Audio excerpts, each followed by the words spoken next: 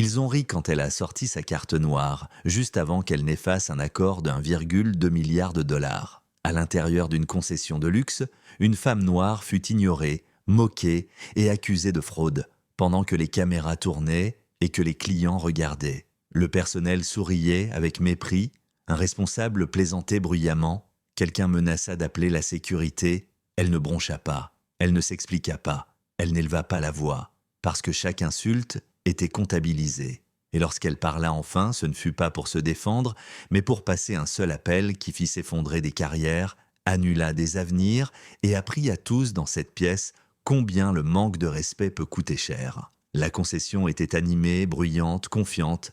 Les vendeurs se déplaçaient vite, les voix étaient d'eau tranchante, les rires faciles. C'était un lieu entraîné à sentir l'argent avant même de parler. Imani Rhodes entra sans hésiter. Personne ne leva les yeux. Un couple blanc fut accueilli immédiatement. Un autre client se vit offrir un café. Imani se tint à 3 pas à l'intérieur du showroom, invisible par choix. Elle attendit. 30 secondes passèrent, puis 40. Un vendeur lui jeta un coup d'œil, regarda ailleurs et continua à faire défiler son téléphone. Imani inspira lentement. Elle avait signé des contrats dans des salles gardées par des hommes armés. Cela ne la déstabilisait pas. Cela la décevait. Finalement, un jeune employé s'approcha sans sourire. « Puis-je vous aider ?» demanda-t-il, déjà détaché. « Oui », répondit Imani. « Je suis ici pour un partenariat. » Il leva un sourcil. « Ces rendez-vous sont planifiés. Je sais. » Il la scruta, puis fit un geste vague. « Vous pouvez regarder autour. » La première humiliation tomba nette. Un rejet sans hostilité, ce qui le rendait plus difficile à contester. Imani avança dans le showroom. Les conversations derrière elle baissèrent, puis reprirent dans les rires. Elle s'arrêta près d'un présentoir. Personne ne la suivit. Une employée se pencha vers une autre et murmura assez fort « Encore une ». Imani se retourna. « Excusez-moi ». L'employé sourit froidement. « Vous aviez besoin de quelque chose ? J'aimerais parler à un responsable. » La femme rit une fois. « À propos de quoi ?» La deuxième humiliation eut lieu devant témoins. Imani ne répondit pas. Elle sortit sa carte de son sac et la posa sur le comptoir. L'employé la prit, jeta un coup d'œil, puis éclata de rire. « C'est sérieux, ça ?» D'autres regardèrent. « C'est une carte noire », dit l'employé à voix haute. « Vous savez qu'on a déjà vu des fausses ? » « Non. » Un vendeur ajouta. « Ils en vendent en ligne maintenant. » Les téléphones sortirent, non pour aider, mais pour observer. Imani ne dit rien. Les rires encouragèrent l'escalade. Un homme sortit d'un bureau déjà agacé, Gregory Vance, directeur du showroom. Il prit la carte, l'examina et ricana. « Ce n'est pas comme ça que les affaires fonctionnent.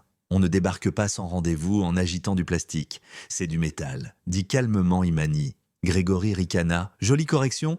La troisième humiliation frappa fort. « Vous nous faites perdre notre temps, » continua-t-il. « Et filmer des arnaques ici n'est pas très malin. »« Je ne filme pas, » répondit Imani. « Pas encore, » dit-il. « Sécurité. » Un agent s'approcha, hésitant. Gregory éleva volontairement la voix. « Elle tente une fraude. Je veux qu'on la fasse sortir. » Les clients cessèrent de faire semblant de ne pas regarder. Imani regarda l'agent. « S'il vous plaît, ne me touchez pas. » Gregory rit.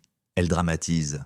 Imani se tourna de nouveau vers lui. « Passez la carte. » Gregory haussa les épaules, ravi. Il l'inséra brutalement dans le terminal. Il sourit à la foule. « Regardez bien, approuvé » indiqua le terminal. La salle changea. Gregory fronça les sourcils et recommença. « Approuvé » Les rires moururent. « Ça ne veut rien dire » lança Gregory. « Les cartes peuvent être volées. » Imani hocha la tête. « Alors vérifiez le compte. » Gregory hésita, puis fit signe vers l'arrière. « Appelez la finance ?» Un responsable arriva, nerveux. Il vérifia le terminal, puis l'écran, puis regarda Imani autrement. « Monsieur, dit-il doucement, ce compte… » Gregory le coupa. « Je m'en fiche.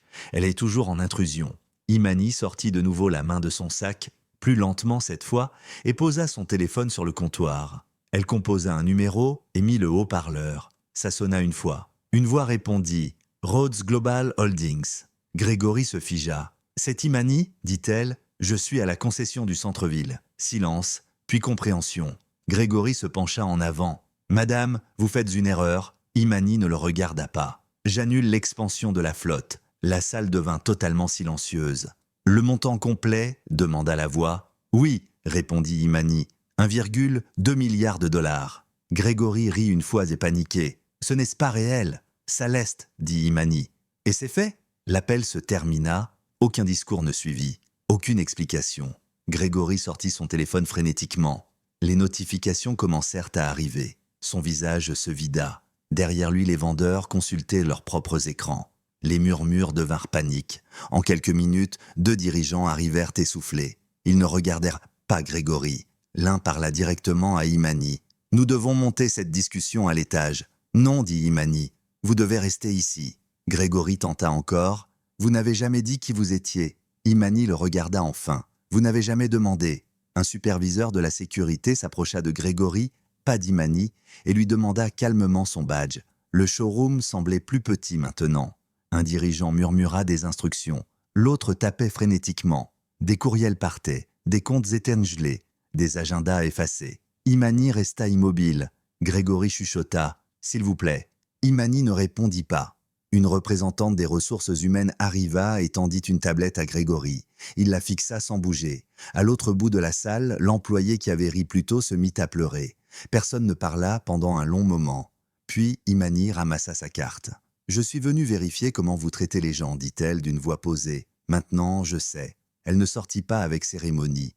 Elle ne s'arrêta pas, elle ne se retourna pas. Le dirigeant resta derrière, tentant de limiter les dégâts au téléphone qui n'arrêtait pas de sonner. Grégory s'affaissa sur une chaise, les messages s'empilant à l'écran. Licenciement, enquête, examen juridique. Lorsque la concession retrouva son bruit habituel, l'accord avait déjà disparu. Et il ne reviendrait jamais.